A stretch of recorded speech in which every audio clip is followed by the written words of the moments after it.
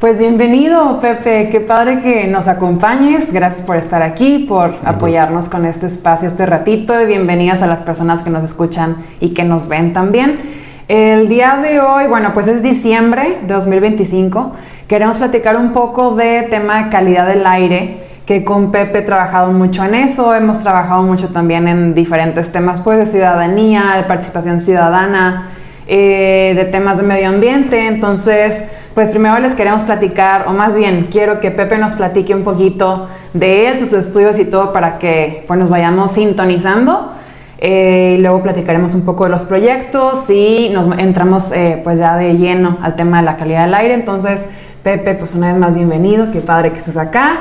Cuéntanos un poco de ti para que la gente te conozca, por favor. Gracias, Sara. Pues un gusto primero que nada agradecerte por la oportunidad de platicar contigo, al Consejo Cívico, a las y los seguidores del Consejo en redes, por dar una oportunidad a comunicar todo esto que hace el Consejo Cívico, esta temática tan amplia en la que trabaja el Consejo, y que pues he tenido la oportunidad, como ya comentabas, y el gusto, porque aparte me ha encantado trabajar con el Consejo Cívico, de colaborar en temas que sé que son una inversión hacia el futuro. O sea, son temas que no es nada más sacar algo que está ahorita de moda, ¿no? Sino es más bien hacer una inversión como un fondo de ahorro para el retiro en términos ciudadanos. Y pues bueno, de mis estudios, yo soy abogado por la Universidad Autónoma de Coahuila, hice una maestría en gestión ambiental en UANE, hice un doctorado en Derecho en UANE, que después por temas ahí de un cambio administrativo que tuvieron con Lotus Education, tuve que culminar ese doctorado con el Instituto Universitario de Alta Formación, ese ya está terminado, y ahorita soy doctorante en Arquitectura y Urbanismo por la Universidad Autónoma de Coahuila.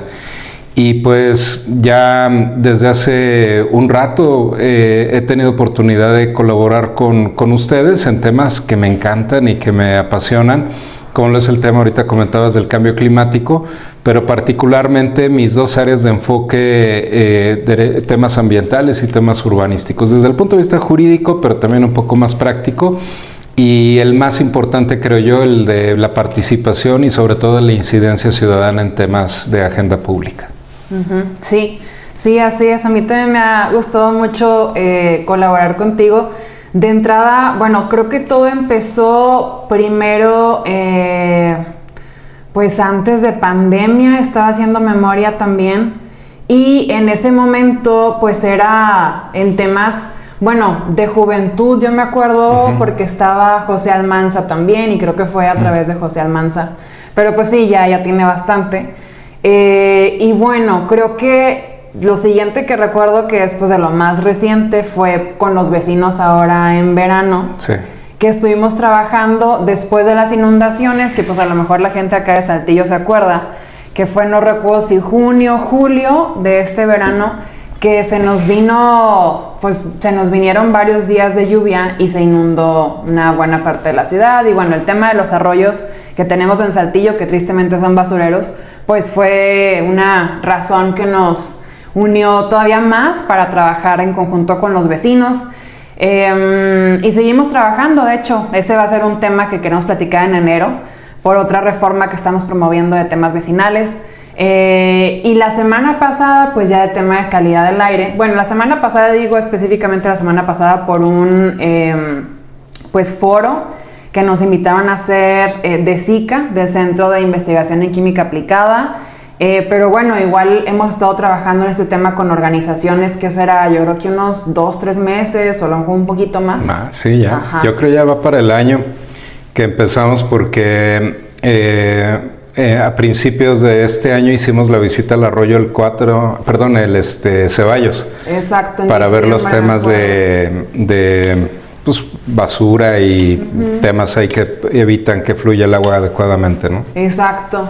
Sí, me acuerdo también que era invierno, o sea, debe haber sido diciembre, enero del año pasado. Y del aire, pues yo creo que así hace unos meses, ¿no? Como es más reciente el tema del aire. Así es. Entonces, bueno, la semana pasada, igual podemos retomarlo de la CAME. ¿Cómo ves si empezamos a platicar con el tema de la CAME para introducir a la gente desde ahí? Y luego ya nos vamos al tema del foro. ¿Cómo ves el tema de la CAME? ¿Tú qué has escuchado, qué has visto, qué te parece? Cuéntanos un poco. Bueno, la CAME, que es básicamente la Comisión Ambiental Metropolitana, es un modelo de trabajo que ya se ha venido explorando en otras partes de México, particularmente en Ciudad de México, aunque ella es la Comisión Ambiental de la megalópolis. Y tiene características muy distintas a lo que puede ser aquí en Coahuila con Nuevo León. Básicamente en la Ciudad de México surge con la intención de integrar a todos los gobiernos estatales de la megalópolis urbana de la Ciudad de México. Estamos hablando de Puebla, Hidalgo, Estado de México, Morelos, que la cantidad de gente que hay, la densidad poblacional en esta zona y la cantidad de emisiones que se generan por temas de industria, por temas de unidades o fuentes de emisiones móviles, los vehículos grandes, pequeños, toda la movilidad motorizada, pues provoca un tema de salud muy importante para esa zona, ¿no? Entonces ya llevan muchos años, estamos hablando de prácticamente 40, 50 años que está trabajando la Ciudad de México en este tema preocupante de calidad del aire, y ha ido evolucionando mucho. Obviamente el trabajo allá pues es un trabajo de mucho tiempo, sostenido, con una cantidad de instituciones académicas muy importantes participando, centros de investigación. Entonces trae un camino andado muy importante y generan un resultado consolidado. Cuando se inicia el trabajo en Monterrey de una comisión ambiental metropolitana para la zona metropolitana de Monterrey, válgame la expresión, es notorio que hay un interés de traer lo que pasa en la Ciudad de México a Monterrey, aprovechar esa experiencia y pues también trabajar en este tema. Monterrey tiene una característica interesante, que es una ciudad rodeada de montañas, pero que recibe buena parte de los vientos que vienen del Golfo de México y del norte del país. Muchas de las emisiones que se arrastran del norte llegan. Apenas salió un artículo interesante de prensa estadounidense hablando precisamente de eso, de que una buena parte, arriba del 80% de las emisiones que viajan de Estados Unidos por esta zona están impactando en Monterrey, ¿no? Pero algo que queda fuera de la ecuación aquí es, ¿y qué pasa con Saltillo? Saltillo es una zona metropolitana que tiene también una característica similar, está flanqueada por montañas, pero comparte el fin de la Sierra Madre Oriental. Entonces, cuando vienen los vientos de Monterrey y que pasan por Santa Catarina, hacen un efecto como de curva y rodean la sierra y llegan al Valle de Saltillo, entrando por Ramos Arizpe. Okay. Esta dinámica de vientos es recurrente, no es permanente, pero es recurrente en el año. Estamos hablando probablemente de más de un 60% de tiempo en el año donde los vientos recorren de esta manera. Y obviamente el viento pues trae todo lo que lleva consigo, ¿no? Partículas o material particulado que está suspendido en el aire, particularmente partículas PM10 y PM2.5, que son algunos de los contaminantes criterio, otros contaminantes como el ozono, monóxido de carbono, etcétera. Y todo esto que viene de esa zona industrial importante de Santa Catarina, San Nicolás, Monterrey mismo, viene y se suma a la contaminación de Ramos Arizpe. Y todo eso llega a Saltillo, a la mancha urbana, y va hasta la parte del sur, a Derramadero. En esta zona es básicamente donde tenemos un sumidero de carbono. Un sumidero de carbono es un lugar a donde llegan todas las emisiones y los servicios ambientales capturan el carbono. Bueno, no solo el carbono, ¿verdad? Pero básicamente es lo que se ha conceptualizado. Pero todo el particulado, etcétera, se recoge en esta zona. Entonces somos una cuenca receptora de todo lo que se genera en Monterrey, en esa zona, o de buena parte, no de todo. Aparte recibimos también algo de contaminación de Monclova, de la parte norte. Okay. En algunas ocasiones recibimos algo también del oeste, pero particularmente donde hay preocupaciones en lo que viene de Monterrey para acá. Y Saltillo, aquí no tenemos todavía ni siquiera la concepción ya consolidada de lo que es una zona metropolitana.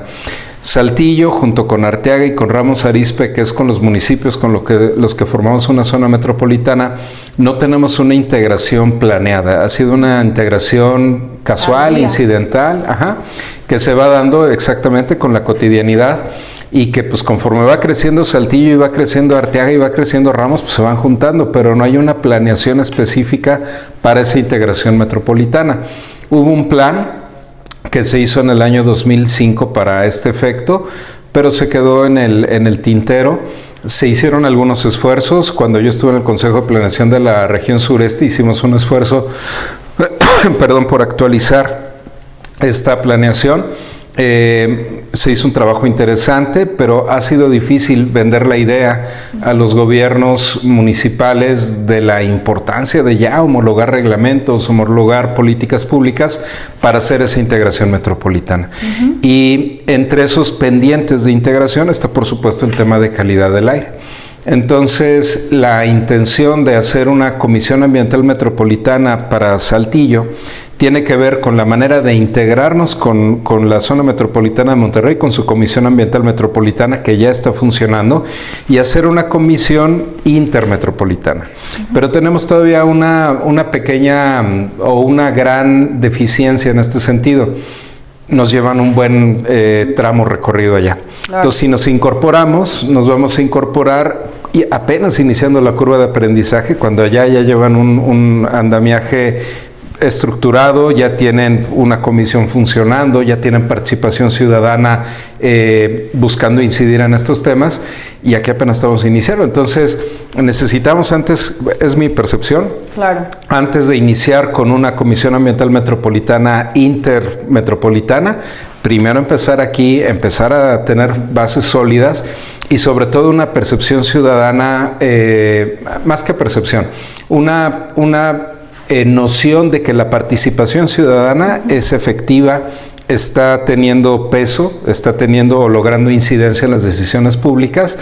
Y pues bueno, qué mejor que a través del Consejo Cívico de Instituciones, que aparte de ser un organismo que trata todos los temas que le preocupan a la ciudad, uno de estos, el de la calidad del aire, tiene entre sus asociaciones y organizaciones asociadas dentro del Consejo, pues a actores relevantes en estos temas, ¿no? Desde universidades, centros de investigación. Entonces, creo que tenemos una oportunidad tremendamente importante para hacer algo de peso, aprovechar la experiencia que ya han tenido en otros lados y poder hacer algo aquí que tenga realmente un efecto y un impacto en lo que buscamos. Finalmente, como te comentaba hace rato, este es un fondo de ahorro para el retiro que estamos organizando, ¿no?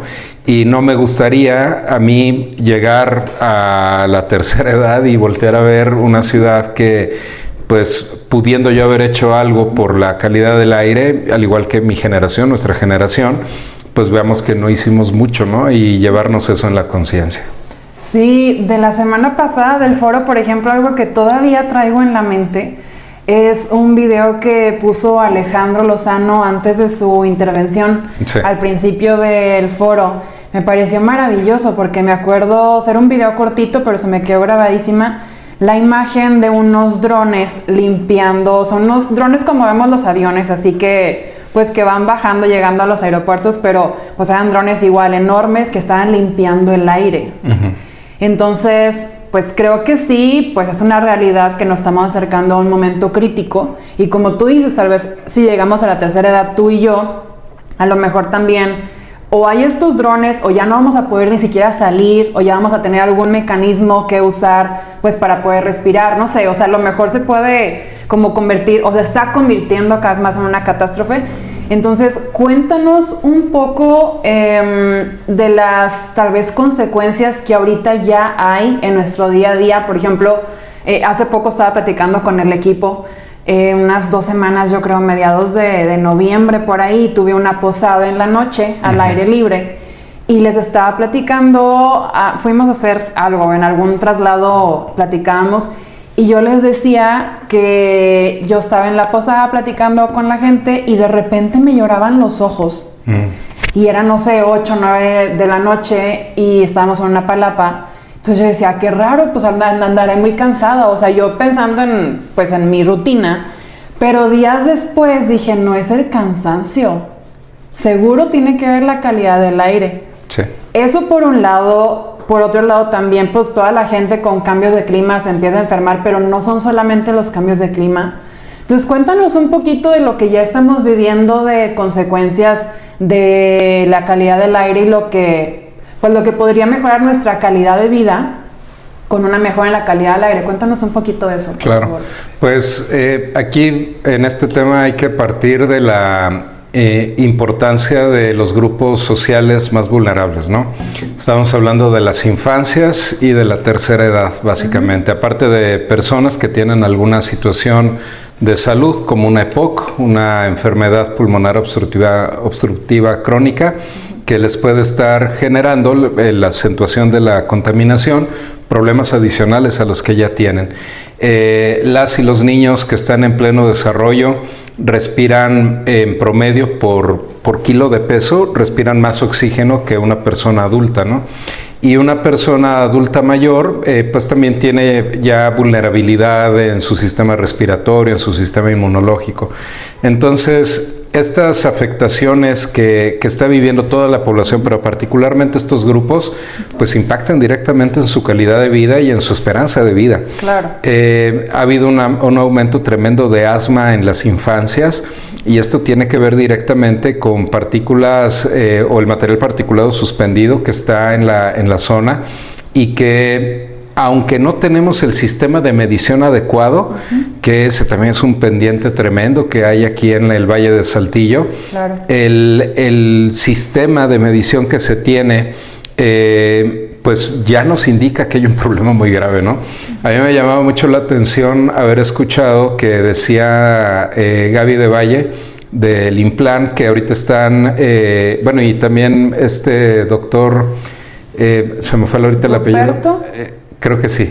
No, el que está haciendo el estudio de temas de monitoreo con la Secretaría de Medio Ambiente. Armando. Ajá. No me acuerdo el apellido. Pero sí. Comentaba él que tienen ahorita un enfoque en las partículas PM2.5.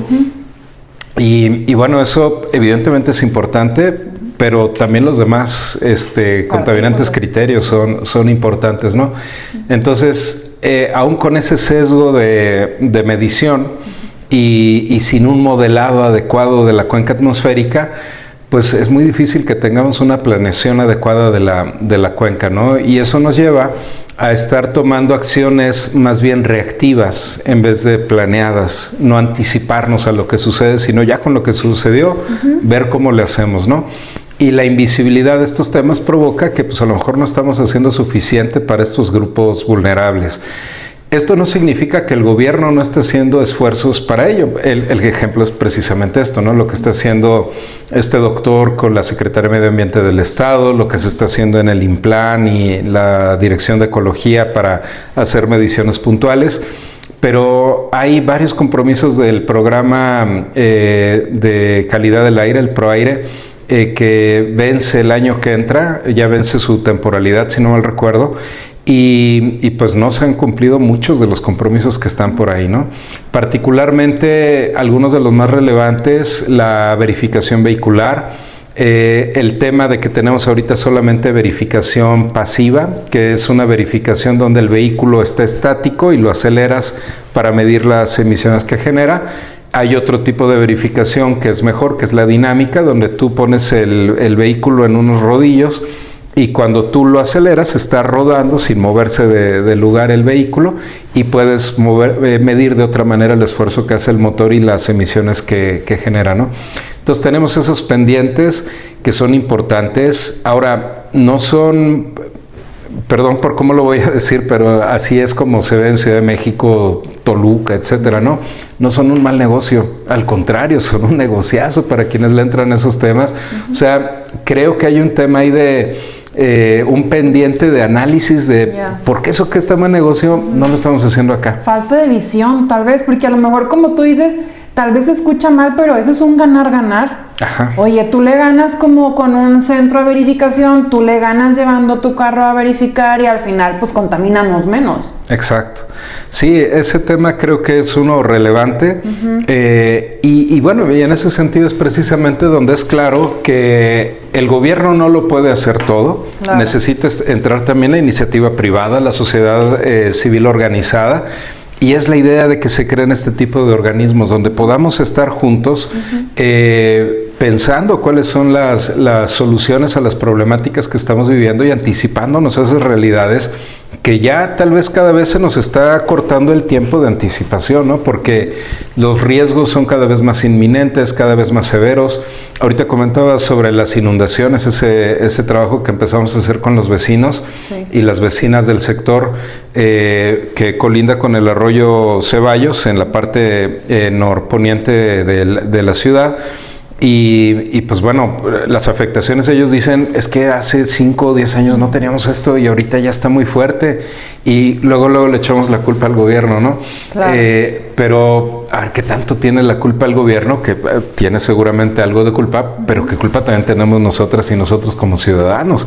Por no comprometernos, por no buscar incidir, por no estar participando en la construcción de soluciones, y desde nuestra trinchera personal, individual, doméstica, familiar, ¿qué estamos haciendo? Exacto. O qué estamos dejando de hacer también. Y ahí pienso yo también en que nos falta información, por eso la idea de este podcast y de platicar contigo. Entonces, sí nos falta, pues me incluyo, ahí sí me incluyo, nos falta mucha conciencia, muchas estrategias, muchas astucias, tal vez decir, ¿sabes qué? Por aquí no, hay otros recursos tal vez que en tu casa, en el día a día te podrían ayudar a afectar menos, pero igual también pienso que los desconocemos. Entonces, no sé, ¿qué nos podrías compartir en cuanto a astucias que podemos cambiar en nuestro día a día, en nuestra rutina? Hace poco otro amigo también muy preparado como tú me platicaba de temas del agua. A él le importa mucho el tema del agua. Me decía, oye, nada más en tu casa, si en la noche vas al baño y se puede, no bajarle al baño. Me dice, nada más en la noche que no le bajen al baño. Digo, yo en mi casa vivo sola, pero a lo mejor en una familia promedio que son 3 personas, me dice, te ahorras por persona alrededor de 6 litros de agua. Nomás si en la noche no le bajas al baño. Entonces, por ejemplo, desde que me lo dijo, eso sí, desde que me lo dijo, ya siento culpabilidad cuando lo hago y se me va la onda. Claro. Entonces ya cuido y en las noches digo, es de noche, no pasa nada. Aparte vivo sola, entonces, repito, vivo sola, entonces no hay problema. Pero entonces, así como esas astucias, ¿qué más podemos hacer de datos que a lo mejor no tenemos y no reconocemos, no dimensionamos el problema? ¿Qué nos faltaría saber? ¿Qué nos podrías platicar en cuanto a la gravedad y en cuanto a nuestro día a día para mejorar o disminuir el riesgo del problema, por así decirlo? Sí, antes de abordarlo, nada más un tema por lo que decías del agua. Claro. Fíjate, esta ceguera de taller que tenemos a nivel de sociedades es muy interesante cuando la analizamos y vemos cómo funciona. Ya damos por sentado que nuestros desechos biológicos como organismos vivos se deben de ir al agua. Somos el único organismo terrestre que deposita sus desechos biológicos en agua. Todos los demás organismos naturalmente los depositan en el suelo, porque la idea es que los nutrientes que de lo que no aprovechamos al comer en el proceso digestivo, pues los regresamos al suelo, para que se reintegre a un proceso y a los ciclos del nitrógeno, del azufre, de todos los ciclos biológicos que hay, ¿no? Bueno, químicos en este caso, de todos los componentes que se tienen que reincorporar para volver a fertilizar el suelo y darle nutrientes. Y nosotros lo que hacemos es tomar agua limpia, que viene del mismo tinaco de donde sale el agua para lavarnos los dientes, para bañarnos, para lavar la ropa, para cocinar, etcétera. Esa misma agua la usamos para depositar nuestros residuos sólidos. Y habiendo ya tecnología para no hacerlo así, porque ya hay baños secos desde hace muchísimo tiempo, no es algo nuevo. Pero toda esa agua se va a dar luego al drenaje, que va a dar a ríos y se junta en ríos más grandes y eso va a dar al mar. Y luego llegamos a un punto donde nos preguntamos, ¿por qué en Cancún hay tanto sargazo? ¿De dónde salió? ¿Es que nos está castigando Diosito? Pues no es Diosito. Somos nosotros mismos que llevamos 30, 40 años abonando los fondos oceánicos de la parte más próxima a la playa, fertilizando para que salga una cantidad inusual de algas. Las algas ya no se pueden quedar ahí, se liberan, van a dar acá y nos está regresando al mar lo mismo que le estamos dando. Entonces, esa lógica pervertida que tenemos, esa lógica mal estructurada que tenemos de cómo deben de funcionar las cosas, nos lleva a buscar minimizar el impacto en vez de evitarlo. Exacto. Ahora, por supuesto es importante minimizarlo, ¿no? Como decías, si no tenemos una alternativa distinta, bueno, al menos cuidar el agua, bajarle cuando se pueda en más de una ocasión, 2, 3, no sé, pero habría tal vez que ponernos a pensar, ¿y por qué no estamos yéndonos a los baños secos? ¿Cómo estamos cuidando de mejor manera el agua? Nuestro consumo en Saltillo va de los 180 a los 210 litros diarios por persona. Es un mundo de agua, ¿no? Es un mundo, no se compara con Monterrey, por ejemplo, o con San Pedro, la zona metropolitana, donde se consumen hasta, creo que 310 litros de agua diarios, porque se suma también el agua para riego de jardines, para albercas, para todo lo que quieras, ¿no? Pero tenemos un consumo importante y estamos en una especie de zona de confort, porque decimos, bueno, consumimos mucha agua, sabemos que hay un problema, pero no me está faltando, entonces no me preocupa tanto. El día que me empieza a faltar, el día que me la tandeen, el día que me digan, ¿sabes qué? No te va a llegar agua 5 días de la semana, así que 2 días ten listo tu aljibe, ten listo tu tinaco para ver lo que alcances a llenar y con esa agua a ver cómo le haces el resto de la semana, ¿no? Claro. Ahí es cuando nos vamos a preocupar. Pero ¿a dónde nos lleva esa preocupación? ¿A la acción o a la queja? Porque ese también es el tema, en donde nos quedamos. Las redes sociales están inundadas de quejas, pero soluciones hay muy pocas. Entonces necesitamos ver hacia dónde estamos encaminando eso. Y creo que ahorita que decías de las astucias y de las formas de solucionar estas mejores prácticas, yo creo que la primera es tremendamente básica: comprometernos. O sea, ¿cómo le vamos a hacer con los temas que estamos viviendo y qué nos debería de tocar estar haciendo en este momento? ¿Y qué nos toca hacer a futuro? Va a haber cosas que no podamos hacer. No podemos cambiar, por ejemplo, personalmente la dinámica de la movilidad urbana, pero sí podemos incidir usando menos el auto, sí podemos incidir usando el transporte público. Y cada una de esas acciones, cuando se hacen por 100, por 200, por 1000, 5000 personas, van empezando a generar pequeños cambios y pequeños activos que empiezan a generar ahora sí un cambio más importante. Entonces el primero yo creo que es el compromiso. El segundo tiene que ver también con evitar la negación de la realidad, porque eso también es bien común. Fíjate que nos estamos viendo temas extraordinariamente básicos, y que eso sí los tenemos en la casa a la mano para hacerlos. Claro. La negación de la realidad en el sentido de yo no impacto, yo soy un muy buen ciudadano, yo tiro mi basura como la tengo que tirar, cuando pasa el camión recolector yo ya la tengo en la puerta. A ver, ¿y cuánto estamos separando la basura? ¿Cuánto nos preocupamos por reducir a cero la generación de residuos? Porque podemos llegar a hacerlo. Si nos lo proponemos, obviamente, aunque difícilmente sale de la voluntad, es más que es el condicionamiento el que nos lleva a eso, ¿no? Pero darnos cuenta de esos temas y evitar esa negación del yo no tengo que hacer, yo ya estoy haciendo mucho, ¿no? Nunca va a ser poco lo que podamos hacer. Si consideramos que no es una acción para el favor mío personal, es un favor, o más bien es una inversión que hacemos para las futuras generaciones, y en esas futuras generaciones están nuestras hijas, nuestros hijos, las personas que amamos, y que en algún día, en algún momento les va a llegar esa herencia con todo lo que le mandemos en herencia, ¿no? Entonces, lo segundo creo es evitar esa negación. Y lo tercero creo que tiene que ver también con la noción de comunidad, que la hemos perdido tremendamente. Esta noción de comunidad nos lleva a entender cómo podemos colaborar para hacer mejor las cosas. Lamentablemente el vehículo, yo creo que ha sido el principal agente, el automóvil, el principal agente de anulación del concepto de comunidad. Porque de nuestra casa salimos en una esfera, en una burbuja que no nos permite contacto con nadie más, para irnos al trabajo, a la escuela, al súper, a cualquier lado, y vamos aislados en todo ese camino. Donde hay muchos coches, la métrica nos habla exactamente de que hay muy bajo nivel de comunidad. Donde hay pocos automóviles, que la gente sale a la banqueta a caminar, se encuentra con su vecina, con su vecino, sabe quiénes viven al lado, platica, hace comunidad, genera un entramado funcional de sociedad, ¿no? Y eso lo hemos ido perdiendo. Entonces, la modernidad, si no le damos este componente humano fuerte, pues termina por desarticular lo humano y eso es un gravísimo problema, ¿no? Entonces el sentido de comunidad es importante. Teniendo estos tres activos, creo yo, podemos pasar a los activos ya más técnicos, ya un poco más, pudiéramos decir, complejos, en el sentido de que tiene que ver con ya buscar incidencia en temas específicos, buscar apoyar a organizaciones que ya lo están haciendo. Hay muchas organizaciones en ese sentido. Aquí tenemos Amigos de la Sierra que participa con nosotros, al Cañón de San Lorenzo, está Apoya tu Bosque Local. Hay muchísimas organizaciones que están trabajando en el tema de servicios ambientales para captura de todas estas partículas contaminantes.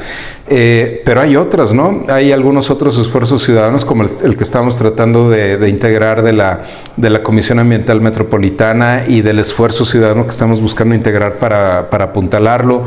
Hay también esfuerzos inclusive del propio gobierno donde invita a la ciudadanía a sumarse, como en estas iniciativas extraordinariamente buenas de presupuesto participativo, de cabildo abierto, etcétera. Vale la pena sumarse también a ello. Es decir, tenemos que salir de nuestro entorno inmediato, claro, para buscar incidir más hacia allá. En la plática del foro de la Riara, donde participamos ahí que mencionabas hace un rato, sí. Mencionaba yo de un concepto que me llama muchísimo la atención, yo no lo conocía, que se llama el tokenismo. Me llama mucho la atención porque cuando estaba buscando de estos temas de participación ciudadana en temas de calidad del aire, salió, yo nunca lo había escuchado. Resulta que tokenismo es la participación pasiva de la ciudadanía, es decir, una participación donde te apersonas en el lugar de la toma de decisiones, engrosas el público de ese lugar de toma de decisiones, el evento, firmas de que estuviste ahí, pero no hiciste nada. No diste una opinión que fuera tomada en cuenta, no propusiste algo que se considerara para modelar la política pública, las acciones de gobierno, simplemente fuiste a validar algo donde tú fuiste un actor oportuno para el evento, pero no generaste en realidad una participación activa. Eso me suena como al acarreo. ¿Se podrá comparar con el acarreo de, pues me trajeron, me pidieron, vine y me voy? Pues creo que es una modalidad, pero con una agravante tremenda. El acarreo fue voluntario, uno mismo se acarreó solito, ya, ¿no? Ahora, creo que ahí el tema está en que llevamos una dinámica de hace muchos años, donde la participación ciudadana tiene este lamentable enfoque. Ya. De ir, que se vean las fotos, que hay mucha gente participando, que se entreviste, de que haya gente, de que no, si yo estuve aquí, estuvo muy bien el evento y todo. Ok, en los resultados viste plasmada tu opinión, viste plasmada tu preocupación, o tú eres alguien representante del sector que está aquí buscándose representar para la construcción de soluciones, de toma de decisiones, etcétera, o no. Y ese es el tema importante, ¿no? Claro. No, con eso no digo que haya ciudadanos más importantes que otros. Todas y todos somos tremendamente importantes en este conjunto. Pero aquí el tema es esa calidad de participación. ¿Está realmente habiéndola o es un mero tema cuantitativo de validación de algo donde no tenemos en realidad un peso específico? Exacto. Ese yo creo que es un tema que hay que trabajar mucho. No me extraña no haber escuchado este concepto porque es un tema que tal vez estamos empezando a percibir y que también el gobierno, creo yo, lo ha estado percibiendo y dice, a ver, como que ellos también les brinca, ¿no? Dice, a ver, ¿para qué quiero aquí tanta gente nada más validando? Porque luego van a venir también temas en algún momento electorales donde van a decir, oye, pues yo el resultado que esperaba no era este y tú me invitaste a participar y no pasó lo que yo quería, ¿no? Claro. Entonces yo creo que el gobierno también es sensible a estos temas. No debería de haber un divorcio, este divorcio ilógico entre sociedad y gobierno cuando el gobierno emana de la sociedad. O sea, el gobierno es un reflejo de la sociedad que tenemos, ¿no? Finalmente. Sí. Entonces creo que aquí tendría que ser más bien un tema de lograr un acuerdo. De, oye, a ver, estamos percibiendo que los mecanismos de participación tal vez no están siendo los adecuados. ¿Cómo construimos mejores espacios de participación? ¿Cómo logramos que la ciudadanía realmente tenga un peso específico en la toma de decisiones y en la generación de soluciones para los problemas que tenemos en nuestra sociedad? Exacto. A ver, y por ejemplo también para que sigamos dimensionando este problema o esta área de oportunidad, estas posibilidades que desconocemos porque no las estamos trabajando. Si viviéramos en una ciudad donde el gobierno estuviera abierto realmente, porque la verdad es que hay veces que nos damos cuenta que no tenemos un gobierno abierto realmente, Entonces, si el gobierno estuviera abierto, si la gente tuviera este sentido de compromiso, de comunidad que nos decías, si realmente estuviera informada también, ¿cómo sería la calidad del aire en Saltillo? Si tuviéramos una ciudadanía lista, un gobierno listo también, ¿qué pasaría con la calidad del aire? Bueno, primero creo yo que tal vez efectivamente el gobierno no siempre está abierto a la participación ciudadana, pero también tiene que ver mucho con la narrativa con la que llega la ciudadanía a veces a pedir algo al gobierno. Porque a mí en algún momento me tocó también estar ahí. Y me tocó en el Implan Saltillo, en el Implan Torreón, antes en la Semarnat, que llegaba la ciudadanía con un coraje tremendo, con la frustración tal vez de que no se le había dado el permiso que quería o que no están funcionando las cosas como querían, pero ya llegaban con ese discurso contigo, ¿no? Entonces, pues finalmente eres humano y dices, oye, a ver, espérame, pues yo no te hice nada, ¿no? ¿Qué pasó? ¿Por qué esa agresividad? Sí. Creo que hay necesidad de sanar en ambos lados esos temas, ¿no? Pero ahora, llegando al punto que comentas, en un entorno ideal de participación, de apertura, etcétera, creo que a pesar de tener todo eso, si no tenemos una conciencia proactiva de estos temas, aunque hubiera una extraordinaria comunión entre ciudadanía y gobierno, tal vez seguiríamos teniendo los mismos problemas. Porque hay otros componentes que son fundamentales para mejorar la calidad del aire. Uno, por ejemplo, es el tema de comodidad. Es siempre más cómodo ir en tu vehículo particular que en una unidad de transporte público, subirte una bici, andar a pie, ¿no? O compartir el vehículo con otras personas. Esa noción de estatus que ha generado el vehículo ha sido extraordinariamente perjudicial para nuestra sociedad. Ahorita ya te decía el tema de cómo desquebraja comunidades, ¿no? Pero fíjate, un tema que en los estudios de urbanismo que he estado haciendo me llamó muchísimo la atención. Hay un concepto en Estados Unidos que se generó a finales del siglo XIX que se llamaba jaywalking. Jaywalking significa casi literalmente caminar como tonto, ¿no? O un tonto caminando. Entonces, cuando empezaron en las ciudades, Nueva York, Chicago, las principales ciudades que se motorizaron a finales del siglo XIX, los vehículos eran vistos como monstruos que mataban a la gente, ¿no? Porque eso era lo que pasaba. Y vaya que viajaban a 30, 40, 50 kilómetros por hora. Pero en esos años, los niños, las niñas estaban acostumbrados a salir a jugar a la calle sin mayor problema. Jugaban ahí así como tal vez nuestras infancias todavía nos tocó salir a la calle a jugar fútbol o algo por el estilo, ¿no? Bueno, en esos años era todavía más común. Y había atropelladas y atropellados. Y era notoria la inconformidad social. Bueno, el discurso que tomó la industria automotriz fue, a ver, el tema no está en que los vehículos sean peligrosos, es que ustedes caminan como tontos, es que ustedes no saben que el lugar del peatón está en la banqueta y el lugar del vehículo está en el arroyo vial. O sea, este fue un tema de exclusión social, literalmente, por un tema de capacidad económica, porque solamente las personas más adineradas pueden tener un vehículo, de decir, a ver, este lugar es prácticamente para quien puede comprarse un vehículo y ustedes que no tienen para eso se tienen que ir a las banquetas. O en su caso, subirse a una unidad de transporte público. Pero si caminan ustedes por el arroyo vial, son personas tontas. Y empezaron a asociar eso con personas de escasos recursos, personas de la periferia, de las zonas no urbanas. Entonces estigmatizaron al peatón que era atropellado como el tonto. Veámoslo hoy en día. Cuando vemos de que a una persona la atropellan y a 100 metros hay un puente peatonal, decimos, claro, pues el peatón es un tonto. ¿Cómo es posible que se haya cruzado por ahí si a 100 metros tenía un puente peatonal? A ver, espérame, vamos a pensarlo bien. ¿Quién es el principal actor en la movilidad urbana? Pues es el peatón. ¿Y qué hace un puente peatonal? Pues le quita un estorbo al automóvil. O sea, el automóvil, donde hay un puente peatonal, va mucho más rápido. Claro. El caso tal vez más sensible que tenemos aquí en Saltillo reciente es el puente que pusieron, el puente peatonal, enfrente de la UANE. Antes de que estuviera el puente peatonal, en esa zona hay 3 semáforos casi seguidos, en menos de 350 metros. Entonces los vehículos iban a 30, 40 kilómetros por hora. A partir de que pusieron el puente peatonal, los vehículos pasan a 50, 60, hasta 80 kilómetros por hora. En una zona escolar. Sí, buen punto. Entonces, dice, a ver, ¿el puente peatonal le está funcionando al peatón o al automovilista? Y ahora, dicen, este puente peatonal es inclusivo porque tiene rampas. Invito a la persona que haya dicho eso a que se suba a una silla de ruedas y se trate de subir a un puente peatonal bajo estas características, ¿no?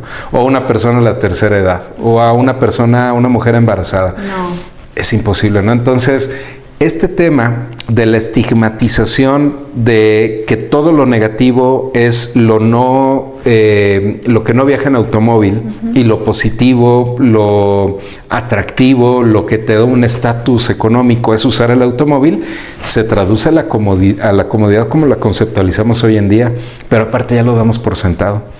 Ya damos por sentado que usar el transporte público es de gente pobre.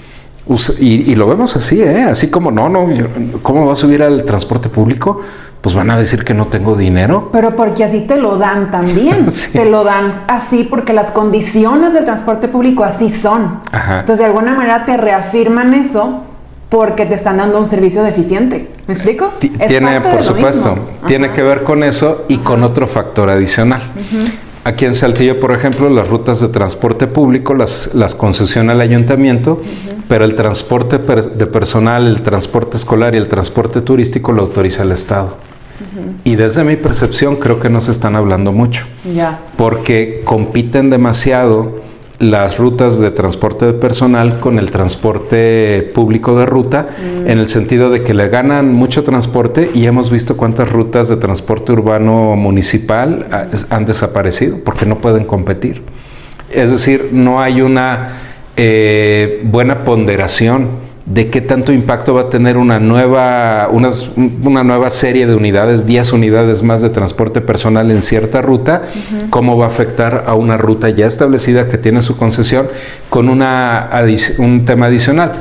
Saltillo es de las pocas ciudades en el país que no tiene el transporte público subsidiado.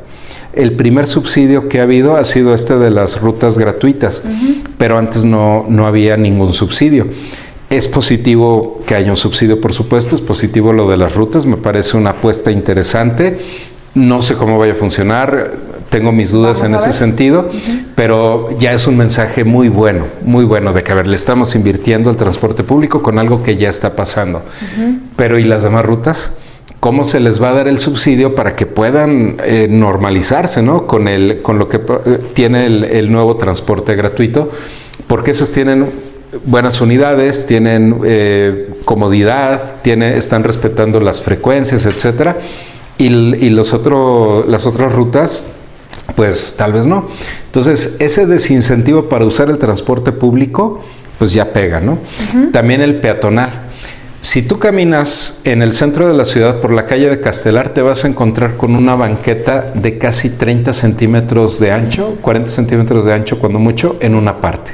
Pero el colmo de eso es que tiene un poste atravesado. No. O sea, dices, bueno... Te bloquean todo lo que se pueda. Ajá. O sea, y obviamente no es algo voluntario. La calle de Castelar se diseñó hace 300 años. Entonces, pero ahí se quedó. Ese es el problema. Y no hay un tema, no ha habido algo que diga, a ver, esta es una realidad, tenés una banqueta muy angosta, ¿cómo le hacemos para darle un poquito más de ancho para que los peatones puedan pasar? Pues ahí no ha habido una acción, al menos que digamos, bueno, aquí hay una solución propuesta, ¿no? Y sin embargo, en el otro lado de Castelar, todos los vehículos estacionados, en ese otro lado. Y alguien pensaría, a ver, ¿y no sería posible que en vez de que se estacionen los vehículos, recorras esta banqueta y hagas todo un carril de circulación? ¿Qué va a pasar? La gente que se estaciona ahí con justa razón va a decir, oye, no me vas a quitar el lugar donde me estaciono. Me estás afectando. Me estás afectando, yo ya tengo un derecho adquirido acá. Ese tema donde nos abstraemos de la sociedad cuando se nos pega en los derechos es natural, por supuesto. Claro que es molesto cuando ya tienes algo cómodo que te lo quiten, pero si no tenemos una conciencia de comunidad, que hacía hincapié hace rato, pues va a ser muy difícil que logremos avanzar en ese tema, a pesar de tener una buena comunión entre sociedad y gobierno. Es bien importante tener ese sentido de comunidad. Claro. A ver, y otra pregunta que creo que ya nos llevaría a otro tema, pero es lo mismo de la contaminación. He platicado con varias personas y en una de esas sí me hicieron reflexionar mucho. aquí en esta parte del país, pues estamos con la industria automotriz. Es lo principal que tenemos en Saltillo, en Ramos, en Arteaga, no estoy segura, tal vez también. Pero entonces hay interés en que se sigan comprando carros. Claro. Eso es claro. Entonces, tal vez también hay interés en que el medio de transporte sea, pues no sea una alternativa, la caminada tampoco. Entonces, ahí, ¿cómo le harías tú para concientizar a la gente de oye, despertemos y démonos cuenta, pues, de que estamos siendo arrastrados? Siempre digo, es un sistema, ¿no? Siempre estamos siendo arrastrados en general, yo creo. Pero, ¿cómo podríamos empoderarnos cada vez más como para decir, oye, ¿quieres seguir siendo parte de...? Fíjate que hay una falsa disyuntiva. Creemos que si usamos demasiado el transporte público, se va a acabar la venta de autos. No funciona así. En ciudades como Copenhague, como Bruselas, en Países Bajos, por ejemplo, también, tienen una dinámica de una alta demanda de rutas ciclistas, porque hay muchísima gente usando bicicleta allá, pero la compra de vehículos está en el promedio. Se mantuvo.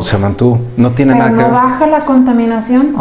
Baja muchísimo la contaminación, pero el tema es que el vehículo está más tiempo guardado que en uso, porque para los traslados cotidianos, regularmente, bueno, hay un tema también de urbanismo, ¿no? El tema de que si la ciudad te aporta todo cerca, todos los satisfactores urbanos los tienes cerca, pues la mayor parte de tus trayectos van a ser de menos de 5 minutos, de 10 minutos. Breves, sí.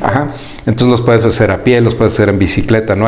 O de alguna forma puedes integrarlos con otras formas de movilidad. En cambio, cuando tenemos ciudades dispersas, como es el caso de Saltillo, donde a lo mejor vives en el sur y necesitas ir por algo al centro y luego ir por algo al norte, pues ya te obligan a ir en el automóvil, porque aparte, a lo mejor si hicieras esa ruta en transporte público, tienes que agarrar 4 o 5 combis. Lactosísimo. Y costosísimo. También. Porque te ahorras más gasolina, más el dinero que inviertes en gasolina yéndote en tu propio vehículo, que el costo de irte en tantas combis, ¿no? En ese sentido también es una gran interrogante, porque no tenemos un sistema que te garantice tantos transbordos para que cuando tú pagues un viaje, pues puedas tener garantizados tres transbordos al menos. Entonces ya de esa manera te puedes mover un poquito mejor, ¿verdad? Pero bueno, ese tema de integración urbana tiene que ver también con la demanda inducida del automóvil. Te obligan a usar el automóvil porque no se articula el sistema de transporte público a tus necesidades. Ahora vamos así como hicimos el ejercicio hace rato de pensando que el gobierno y la sociedad estuvieran bien articulados, vamos a suponer que hay una buena articulación del sistema de movilidad, que es un sistema de movilidad integral. El vehículo, la gente seguiría necesitando un vehículo. ¿Por qué? Me refiero a un automóvil particular. ¿Por qué? Porque a lo mejor tiene que viajar por alguna razón a Monterrey, o a Durango, o a Concha del Oro, o a Zacatecas, qué sé yo. O aquí cerca, a lo mejor tiene que ir a General Cepeda, a Parras, o a Ramos, a Arteaga, algún lugar donde no hay unidades de transporte, donde no tienes otra forma de moverte. Bueno, vamos a suponer, en un promedio bajo, si el 60% de tus viajes ya los tuviste asegurados con movilidad cercana y no motorizada, el otro 40% de tus viajes van a representar una muy baja incidencia en la contaminación de la mancha urbana. Entonces, si la mayor parte de la gente empezara a cambiar esa estructuración de sus movimientos diarios fuera de su casa, seguramente podríamos empezar a tener un impacto notorio en la naturaleza. Me refiero en la atmósfera, en la cuenca atmosférica, en la calidad del aire. Y eso fue muy notorio a partir de lo que comentábamos hace rato sobre lo que pasó en la pandemia. En la pandemia, que nos vimos obligadas y obligados a estar en la casa, y nadie se vio así que digas, híjole, a mí sí me dio en la torre el quedarme en la casa. Muy poca gente sí resintió gravemente las consecuencias de quedarse aislado temporalmente, pero la mayor parte de la gente lo pudo sobrellevar. y la calidad del aire fue extraordinaria en esos tiempos. Entonces, la prueba de que sí se puede es esa, ¿no? O sea, no hay de que no, es que estás imaginándote cosas que no pueden suceder. No, ya tenemos la prueba de que sí se pudo. Nos forzaron a eso, pero vimos que sí se puede. ¿Cómo hacemos que suceda? Tenemos la posibilidad ya de trabajar desde casa.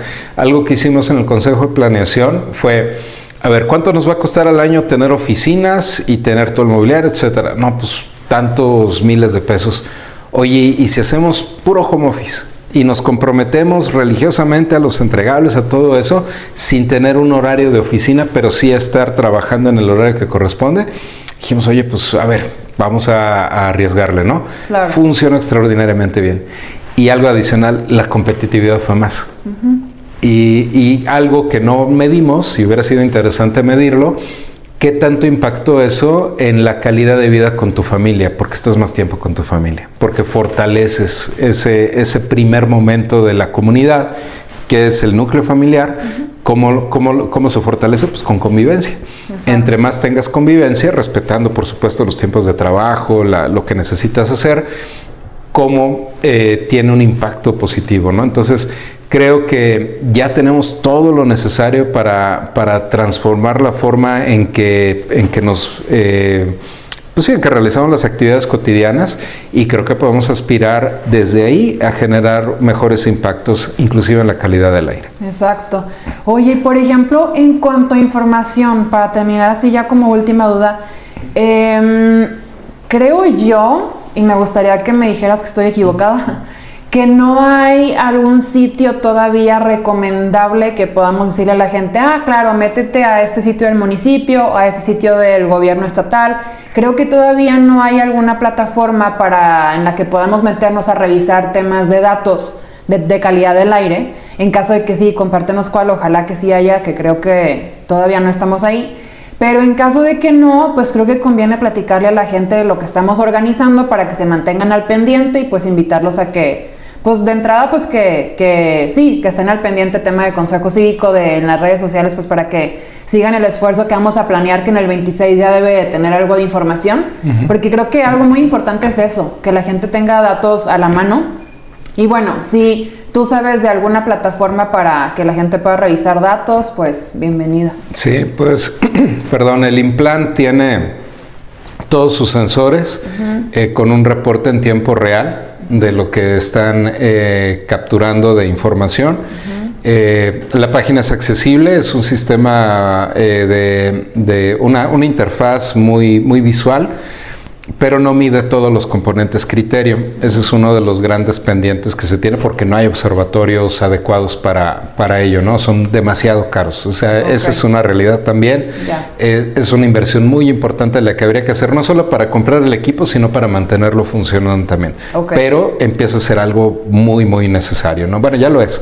Es muy necesario invertir en eso.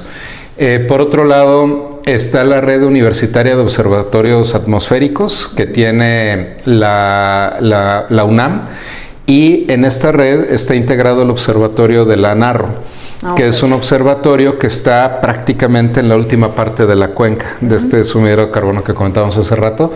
Entonces tiene lecturas, aunque es una lectura puntual, y no sé si tenga todavía todos los contaminantes criterio que estaba midiendo, porque, insisto, es muy caro el mantenimiento para algunos en particular. Claro. Y aparte, la más sencilla son las aplicaciones digitales que podemos descargar en celulares de sistema Android, de sistema iOS, como Plume, se escribe Plume Air, que tiene algunas estimaciones estadísticas de distintas fuentes de información, y te estima cuál es la probabilidad de calidad del aire en el momento, ¿no? Aparte de las tendencias que lleva de varias mediciones a lo largo de los años, y te indica cuál es la probabilidad de en qué horarios hay más, puede haber una contingencia atmosférica, y eso te indicaría también a qué horas puedes hacer actividades, ejercicio en áreas abiertas, cuándo mejor te tienes que quedar en casa, etcétera, ¿no? Y creo que eso ya va a ser un tema de lectura cotidiana, ¿eh? O sea, de cada mañana, así como checamos el clima, a ver si me pongo o no me pongo chamarra, pues también cada día checar a ver qué tanto puedo ir a pie o qué tanto me conviene a lo mejor irme de otra manera o no salir por el tema del impacto potencial en las vías respiratorias, en la salud humana, de la calidad del aire. Qué terrible. Ok, pues creo que sí falta, bueno, más bien, qué padre que nos estemos organizando para promover este tema y cuidados, información, porque sí creo que hay un hueco. Lo que platicas del Implan, creo que es lo que te decía que me metí la semana pasada y que vi que la última actualización fue enero del 2024. Entonces, se me hizo muy amigable, pero pues tiene casi 2 años de rezago. Ok, creo que los medidores actuales creo que se están reportando o a lo mejor ya lo reactivaron, porque lo acabo de ver hace poco para la plática que hicimos allá. Ajá. Sí está funcionando, pero sí hay un pendiente importante para crecer las capacidades. Sí, no, de cualquier manera pues es maravilloso lo que estamos haciendo. Este esfuerzo pues les platicaremos ya después más a detalle porque está pues muy pues en proceso todavía. Pero justamente son las organizaciones que comentaba Pepe de temas ambientales y la idea pues sí es empezar a incidir en conjunto en el tema de la calidad del aire y aprovechando que Monterrey ya tiene un recorrido también, como decía Pepe, en ese aspecto, porque pues al ser vecinos se facilita mucho compartir la información y las buenas prácticas, y ese es el chiste también de estar trabajando en conjunto con quien ya lo hace y les fue bien, o podemos como resumir pues pasos, como encontrar atajos, por así decirlo. Entonces, pues le agradezco mucho a Pepe. ¿Algo más, Pepe, que quieras compartir del tema? No, pues básicamente agradecerte mucho por la oportunidad, felicitarte por esta iniciativa de estar socializando la información de esta manera. Creo que esto es vital también para que la ciudadanía sea cada vez más consciente y para que nos obliguemos entre todas y todos a participar. No hay de otra. Tenemos que participar sí o sí para que las cosas mejoren y para que podamos aspirar a un mejor futuro para todas y todos. Sí, claro, sí, yo también creo que no nos ha caído el 20 de que, pues independientemente de en qué colonia vivamos, pues al final vivimos en la misma ciudad, en el mismo estado, en el mismo país, y podemos estarnos dando balazos en el pie sin saberlo. Así Correcto. Que hay que tener cuidado y pues síganos, escúchenos, escríbanos también cualquier duda o comentario. Gracias, Pepe, nuevamente, y estamos en contacto. Nos vemos. Hasta luego.